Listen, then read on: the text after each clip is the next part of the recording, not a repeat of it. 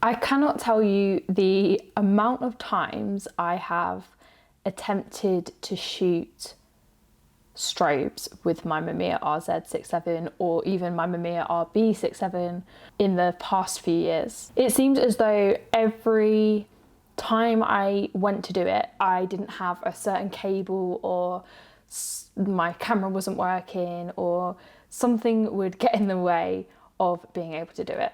But thankfully that has all changed. In today's video, we are going to be talking about my first ever attempt at successfully using strobe lights with the Mamiya RZ67. But before we get stuck into this video, I want to just say like a massive thank you really to everyone who responded to my story when I was asking for tips. There were so many people that got back to me with really useful advice on how to meter, you know, tips on connecting it to the lights, what cables to get, and it was so useful and reassuring to hear everyone's tips and kind of compile them all. I also want to say a massive thank you to the team that I had with me in the studio. I'm going to link them all in the description.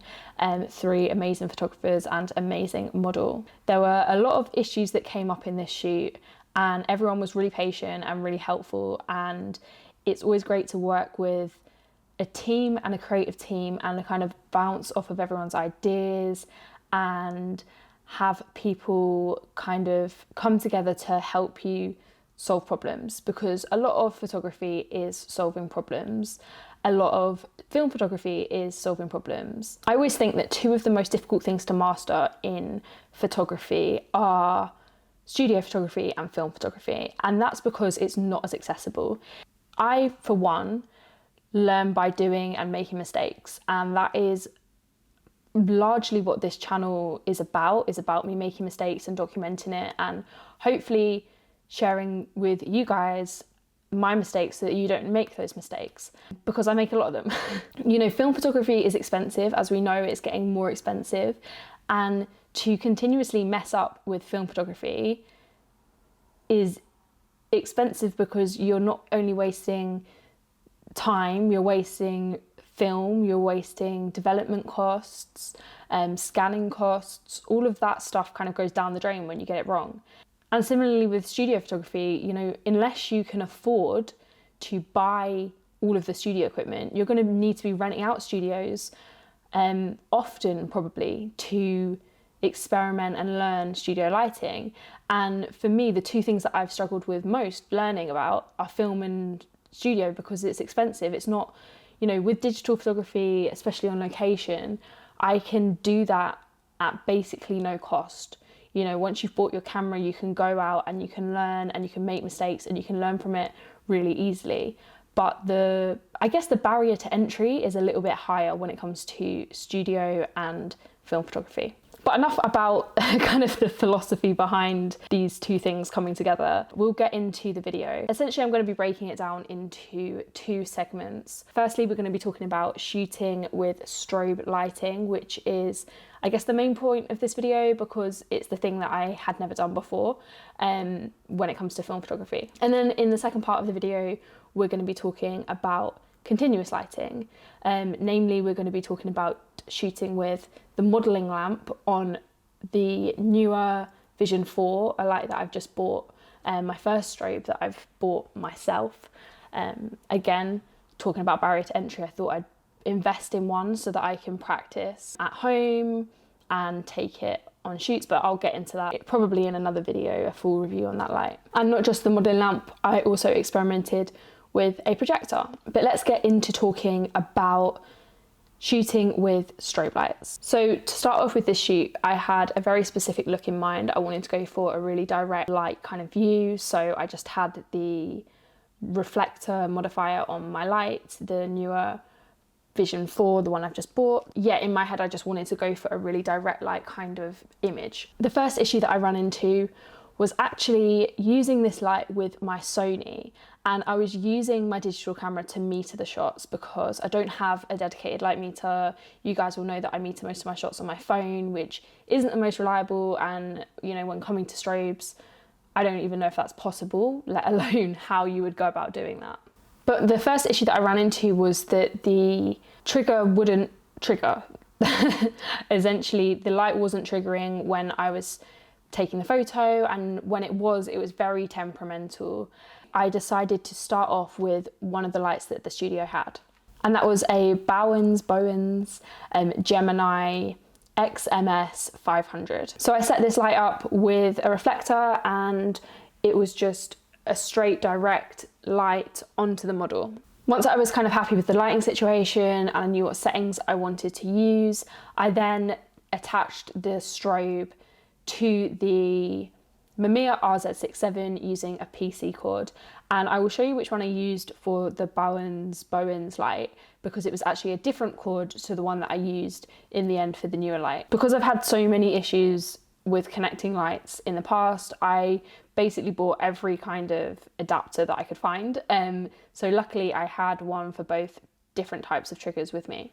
So with the Mamiya, I just connected the trigger to the lens with the cable, and then thankfully it was working just how I wanted it to. These shots I am quite happy with. The 110mm lens is quite a tight lens though, and the space that I was shooting in wasn't that wide. So I would have preferred some of these shots to be a little bit wider, but we were making do with the space, and it was really just a lighting test, this whole shoot. I was shooting at 1/60 in terms of shutter speed, just because I am not quite sure what I can sync the Mamiya to at the moment, so I thought I'd play it safe. In the future I'll experiment and see just how much I can push it with different lights. Next up, I decided that I wanted to try it out one last time with the newer Vision 4 light, and that is when I tested it with the digital and found out that if I really push the transmitter into the camera, it would trigger. So when it came to shooting with the Mamiya, I did the same thing.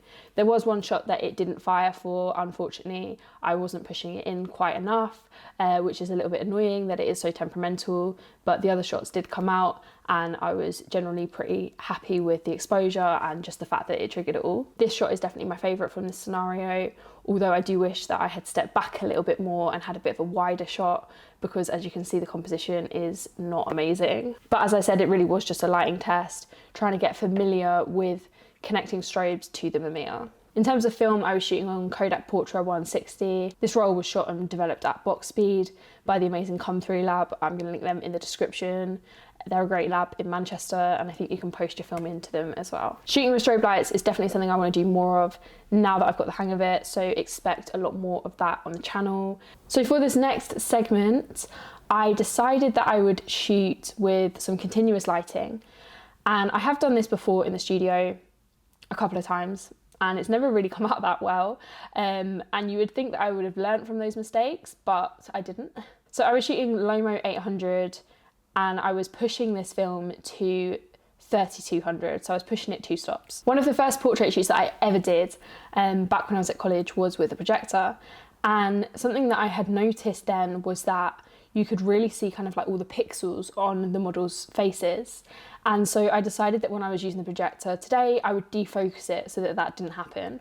Since then I've only shot with a projector once before, a couple of years ago on a client project, but I wanted to give it a go anyway and see what I could get from it. In terms of digitals, I was pretty happy with how the shots came out. The projector wasn't that bright, unfortunately, and that's something that I need to probably invest in a brighter projector if I want to do more of this kind of creative lighting, creative imagery with projectors. But for the digitals, I was pretty happy with how it went.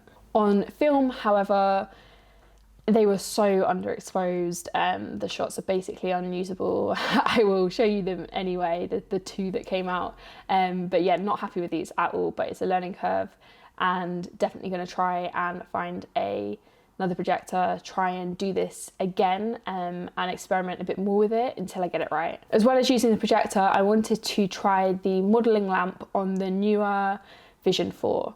So this isn't a very bright modelling lamp. It's nothing as bright as the Bowens Gemini XMS 500, which I shot some digital shots with whilst we were in the studio. It's quite orangey and it's quite dim. And because I was shooting this roll at 3200, I thought, you know, I might be a bit overexposed. Unfortunately, that wasn't the case. So I probably should have stopped down to like 2.8. instead of going up to like 3.5 or something in my aperture. Can't remember exactly what I used. And as a result, these shots were also underexposed, but I feel like I can kind of save that next time I do it by shooting a little bit wider open. There was one shot that, even though it was underexposed, I still quite like it. So not all was lost on this roll. But yes, this video has been a video of, I guess, highs and lows, wins and losses. But hopefully you enjoy kind of seeing my mistakes as well as seeing the things that went well. I definitely intend to shoot more with artificial light, more with strobes, and share that on this channel. So hopefully this will be one of a series of many, and over the next few months and years you'll see my studio work getting better with the Mamiya RZ67. Another massive thank you to the team that was involved in the shoot. I'm going to link them all in the description, alongside all the cables and bits that I bought to connect the light to the camera, just in case you guys are interested. But thank you guys so much for watching, and I will see you in the next one.